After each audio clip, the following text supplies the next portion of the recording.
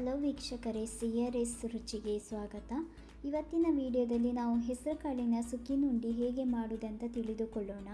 ತುಂಬ ಸುಲಭವಾದ ರೆಸಿಪಿ ಇದು ಮತ್ತು ತುಂಬ ರುಚಿಯಾಗಿರುತ್ತೆ. ಬನ್ನಿ ಹಾಗಿದ್ರೆ ಹೆಸರುಕಾಳಿನ ಸುಕ್ಕಿನುಂಡಿ ಹೇಗೆ ಮಾಡುವುದಂತ ನೋಡೋಣ.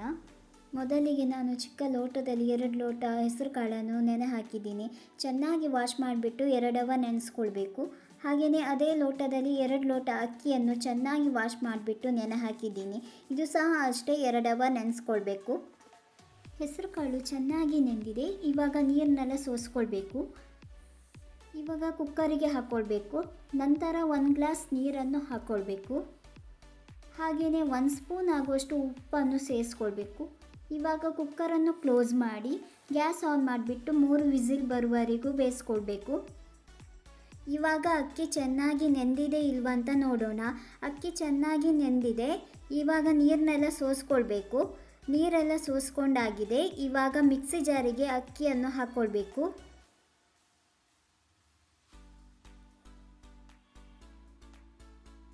ಅಕ್ಕಿ ಎಲ್ಲ ಹಾಕ್ಕೊಂಡ್ಮೇಲೆ 1/4 ಸ್ಪೂನ್ ಅರಿಶಿನ ಪುಡಿ ಹಾಕ್ಕೊಳ್ಬೇಕು. ಹಾಗೆಯೇ ರುಚಿಗೆ ತಕ್ಕಷ್ಟು ಉಪ್ಪನ್ನು ಹಾಕ್ಕೊಳ್ಬೇಕು. ಅರ್ಧ ಗ್ಲಾಸ್ ನೀರನ್ನು ಹಾಕ್ಕೊಂಡು ನುಣ್ಣಗೆ ರುಬ್ಕೊಳ್ಬೇಕು. ತರಿಯಾಗಿ ಇರಬಾರ್ದು, ಫುಲ್ ನುಣ್ಣಗೆ ರುಬ್ಕೊಳ್ಬೇಕು.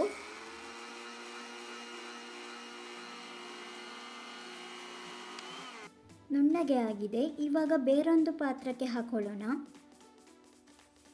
ಇವಾಗ ಇದನ್ನ ಸೈಡಲ್ಲಿ ಇಡೋಣ. ಹೆಸರುಕಾಳು ಚೆನ್ನಾಗಿ ಬೆಂದಿದೆ ನೋಡಿ. ಇಷ್ಟು ಬೇಯಿಸಿದ್ರೆ ಸಾಕು. ನೀರೆಲ್ಲ ಇಂಗಿ ಹೋಗಿದೆ, ಸೋಸ್ಕೊಳ್ಬೇಕಂತಿಲ್ಲ. ಇವಾಗ ಬೇರೊಂದು ಪಾತ್ರಕ್ಕೆ ಹಾಕ್ಕೊಳ್ತಿದ್ದೀನಿ. ಪೂರ್ತಿಯಾಗಿ ಹಾಕೊಂಡ್ಮೇಲೆ ಸ್ಮ್ಯಾಶರ್ ಸಹಾಯದಿಂದ ಚೆನ್ನಾಗಿ ಸ್ಮ್ಯಾಶ್ ಮಾಡ್ಕೊಳ್ಬೇಕು. ಚೆನ್ನಾಗಿ ಸ್ಮ್ಯಾಶ್ ಆಗಿದೆ. ಇವಾಗ ಸೈಡಲ್ಲಿ ಇಡೋಣ. ಒಂದು ಬಾಣಲಿಗೆ 1 ಕಪ್ ಆಗುವಷ್ಟು ಬೆಲ್ಲವನ್ನು ಹಾಕ್ಕೊಳ್ಬೇಕು. 2 ಸ್ಪೂನ್ ಆಗುವಷ್ಟು ನೀರನ್ನು ಹಾಕ್ಕೊಂಡು ಚೆನ್ನಾಗಿ ಮಿಕ್ಸ್ ಮಾಡ್ಕೊಳ್ಬೇಕು. ಬೆಲ್ಲ ಕರಗೋ ತನಕ ಕುದಿಸಬೇಕು. ನೋಡಿ, ಚೆನ್ನಾಗಿ ಬೆಲ್ಲ ಎಲ್ಲ ಕರಗಿದೆ. ಇವಾಗ ತುರಿದ ಅರ್ಧ ಕಪ್ ಆಗುವಷ್ಟು ತೆಂಗಿನಕಾಯಿಯನ್ನು ಹಾಕ್ಕೊಳ್ಬೇಕು. ಇವಾಗ ಚೆನ್ನಾಗಿ ಮಿಕ್ಸ್ ಮಾಡ್ಕೊಳ್ಬೇಕು. ಚೆನ್ನಾಗಿ ಮಿಕ್ಸ್ ಮಾಡ್ಕೊಂಡ್ಮೇಲೆ 2 ನಿಮಿಷ ಚೆನ್ನಾಗಿ ಕುದಿಸಬೇಕು.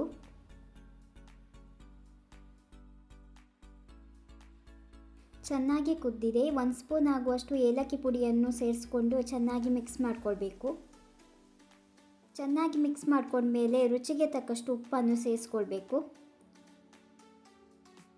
ಇವಾಗ ಚೆನ್ನಾಗಿ ಮಿಕ್ಸ್ ಮಾಡಿಕೊಂಡು 1 ನಿಮಿಷ ಕುದಿಸಬೇಕು.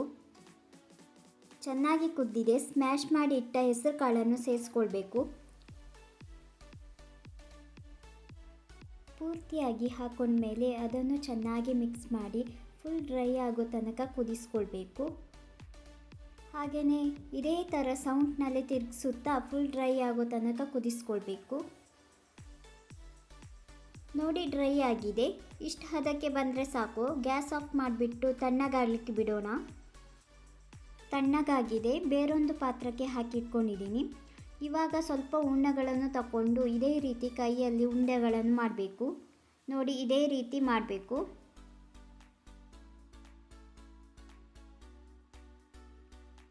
ಇನ್ನೊಂದು ಉಂಡೆಯು ಅದೇ ಥರ ಮಾಡ್ತಾ ಇದ್ದೀನಿ. ಹಾಗೆಯೇ ಎಲ್ಲ ಹೂರಣವು ಇದೇ ಥರ ಉಂಡೆ ಮಾಡಿಕೊಳ್ಬೇಕು. ನಾನು ಮೀಡಿಯಮ್ ಸೈಜಿನಲ್ಲಿ ಉಂಡೆಗಳನ್ನು ಮಾಡ್ಕೊಂಡಿದ್ದೀನಿ. ನಿಮ್ಗೆ ಯಾವ ಸೈಜ್ ಬೇಕೋ ಆ ರೀತಿ ಆ ಉಂಡೆಗಳನ್ನು ಮಾಡಿಕೊಳ್ಳಿ. ಇವಾಗ ಒಂದು ಬಾಣಲಿಗೆ ಅಡುಗೆ ಎಣ್ಣೆಯನ್ನು ಹಾಕ್ಕೊಂಡಿದ್ದೀನಿ. ಎಣ್ಣೆ ಎಲ್ಲ ಕರೆಕ್ಟ್ ಕಾದ್ಮೇಲೆ ಹೀಗೆ ಒಂದೊಂದೇ ಉಂಡೆಯನ್ನು ಅಕ್ಕಿ ಹಿಟ್ಟಿನೊಂದಿಗೆ ಡಿಪ್ ಮಾಡಿಬಿಟ್ಟು ಎಣ್ಣೆಯಲ್ಲಿ ಬಿಡಬೇಕು. ಹಾಗೆಯೇ ಒಂದೊಂದೇ ಅಕ್ಕಿ ಹಿಟ್ಟಿನೊಂದಿಗೆ ಡಿಪ್ ಮಾಡಿಬಿಟ್ಟು ಎಲ್ಲವನ್ನು ಎಣ್ಣೆಯಲ್ಲಿ ಬಿಡಬೇಕು. ಇವಾಗ 5 ನಿಮಿಷ ಮೀಡಿಯಮ್ ಫ್ಲೇಮಲ್ಲಿ ಇಟ್ಕೊಂಡು ಚೆನ್ನಾಗಿ ಫ್ರೈ ಮಾಡ್ಕೊಳ್ಬೇಕು. 5 ನಿಮಿಷ ಸಾಕು ಫ್ರೈ ಮಾಡಿಕೊಂಡ್ರೆ. ಹೂರಣ ಎಲ್ಲ ಚೆನ್ನಾಗಿ ಬೆಂದಿದೆಯಲ್ವಾ. ಇವಾಗ ಒಂದು ಕಡೆ ಚೆನ್ನಾಗಿ ಫ್ರೈ ಆದಮೇಲೆ ತಿರುಗಿಸಿ ಹಾಕ್ಕೊಳ್ಳಿ. ನಿಧಾನವಾಗಿ ತಿರುಗಿಸಿ ಹಾಕ್ಕೊಳ್ಳಿ, ಇಲ್ಲಾಂದರೆ ಒಳಗಡೆ ಎಲ್ಲ ಸಪ್ರೇಟ್ ಆಗುತ್ತೆ. ಹೀಗೇ ಒಂದೊಂದೇ ತಿರುಗಿಸಿ ಹಾಕ್ಕೊಂಡು 5 ನಿಮಿಷ ಚೆನ್ನಾಗಿ ಫ್ರೈ ಮಾಡ್ಕೊಳ್ಳಿ. ಚೆನ್ನಾಗಿ ಫ್ರೈ ಆಗಿದೆ. ನೋಡಿ ಎಷ್ಟು ಚೆನ್ನಾಗಿ ಬಂದಿದೆ ಅಂತ. ತುಂಬಾ ರುಚಿಯಾಗಿರುತ್ತೆ. ನೋಡುವಾಗಲೇ ಗೊತ್ತಾಗುತ್ತೆ ಎಷ್ಟು ರುಚಿಯಾಗಿರುತ್ತೆ ಅಂತ. ಇವಾಗ ತಟ್ಟೆಗೆ ಸರ್ವ್ ಮಾಡ್ಕೊಳ್ಳೋಣ. ಹಾಗೆ ಉಳಿದಿರುವುದನ್ನು ಫ್ರೈ ಮಾಡ್ಕೊಳ್ತಿದ್ದೀನಿ. ನೋಡಿ ಫೈನಲಿ ರೆಡಿಯಾಗಿದೆ ಹೆಸರು ಕಾಳಿನ ಸುಕ್ಕಿನುಂಡಿ. ನೋಡಿ ಎಷ್ಟು ಚೆನ್ನಾಗಿ ಬಂದಿದೆ ಅಂತ, ತುಂಬಾ ರುಚಿಯಾಗಿ ಬಂದಿದೆ. ಹೊರಗಡೆ ಗರಿ ಗರಿಯಾಗಿ ಒಳಗಡೆ ಸಾಫ್ಟಾಗಿ ತುಂಬಾ ರುಚಿಯಾಗಿ ಬರುತ್ತೆ. ತುಂಬಾ ಸುಲಭವಾದ ರೆಸಿಪಿ ಇದು. ನೀವು ಒಂದ್ಸಲ ಟ್ರೈ ಮಾಡಿ. ಹೆಸರು ಕಾಳಿನ ಸುಕ್ಕಿನುಂಡಿ ಒಂದ್ಸಲ ಟ್ರೈ ಮಾಡಿದರೆ ಮತ್ತೆ ಮತ್ತೆ ಮಾಡ್ಕೊಂಡು ತಿನ್ನಬೇಕು ಅನಿಸುತ್ತೆ, ಅಷ್ಟು ಟೇಸ್ಟಿಯಾಗಿರುತ್ತೆ. ಹಾಗೆ ನಿಮ್ಮ ಅನಿಸಿಕೆಗಳನ್ನು ಕಮೆಂಟ್ ಬಾಕ್ಸ್ನಲ್ಲಿ ಕಮೆಂಟ್ ಮಾಡಿ ಅಂತ ಹೇಳ್ತಾ, ಈ ರೆಸಿಪಿ ಇಷ್ಟವಾಗಿದ್ದರೆ ಲೈಕ್ ಮಾಡಿ ಹಾಗೆ ಶೇರ್ ಮಾಡಿ. ಹಾಗೆಯೇ ನನ್ನ ಚಾನಲ್ಗೆ ಸಬ್ಸ್ಕ್ರೈಬ್ ಆಗಿಲ್ಲ ಅಂದರೆ ಇವಾಗ ಆಗಲು ಮರೆಯದಿರಿ. ಮತ್ತಷ್ಟು ಹೊಸ ರೆಸಿಪಿಯೊಂದಿಗೆ CRS ರುಚಿ ಅಂತ ಹೇಳ್ತಾ ಈ ವಿಡಿಯೋ ನೋಡಿದ್ದಕ್ಕಾಗಿ ತಮಗೆಲ್ಲರಿಗೂ ಧನ್ಯವಾದಗಳು.